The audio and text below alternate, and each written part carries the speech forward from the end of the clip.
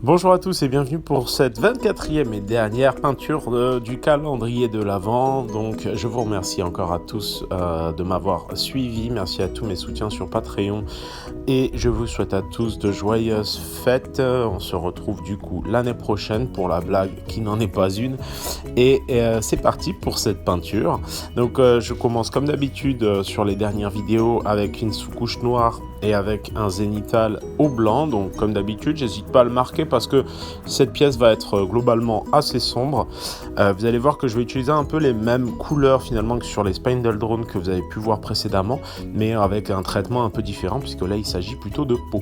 Donc vous voyez, je passe là c'est le deuxième passage au blanc et vous remarquerez que je préserve les extrémités au noir de sorte à donner un petit côté bestial que j'aime bien donner à ce type de figurine. Ensuite je badigeonne royalement de Space Wolf Grey Contrast de façon bien marquée et je vais enlever un petit peu les excédents sur toutes les zones de lumière avant que celle-ci sèche.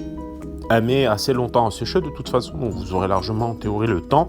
Au pire des cas, de toute façon, les étapes suivantes vont permettre de pallier à ça si nécessaire. Donc voilà le résultat une fois la contraste bien sèche. Je reviens directement au blanc sur toutes les zones de lumière que j'avais précédemment un peu cleanées. Ça va me permettre d'avoir des transitions un peu plus douces, tout en laissant finalement les contrastes dans les zones de creux les plus profondes. Ça va me permettre d'avoir quelque chose de beaucoup plus doux.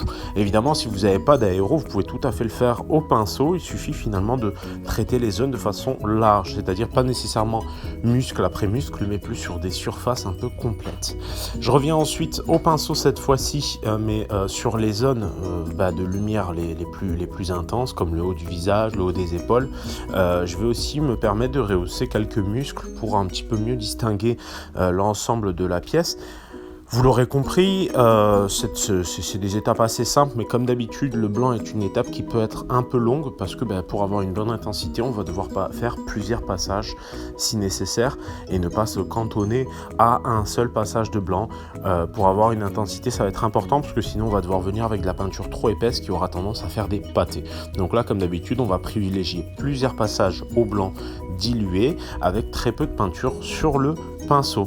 Donc je rehausse aussi un petit peu les côtes, je redonne un petit peu de volume finalement à l'ensemble de la pièce, même dans les ombres, et même si dans les ombres je passerai peut-être moins de temps et moins d'étapes. Je reviens tout simplement au contraste noir ou gris selon ce que vous avez apporté sur toutes les extrémités pour marquer encore plus les contrastes pour finaliser cette bête. Et voilà pour ce dernier tutoriel. J'espère que cette petite aventure du mois de décembre vous aura plu. Je vous donne rendez-vous l'année prochaine avec plus de contenu, plus de petits plaisirs et tout ça. N'hésitez pas comme d'habitude à commenter, à mettre un petit like, à vous abonner à la chaîne si ce n'est pas déjà le cas et à me faire vos retours et à me poser vos questions en commentaire. Je me ferai une joie d'y répondre. Je vous dis à bientôt et d'ici là, passez de bonnes fêtes.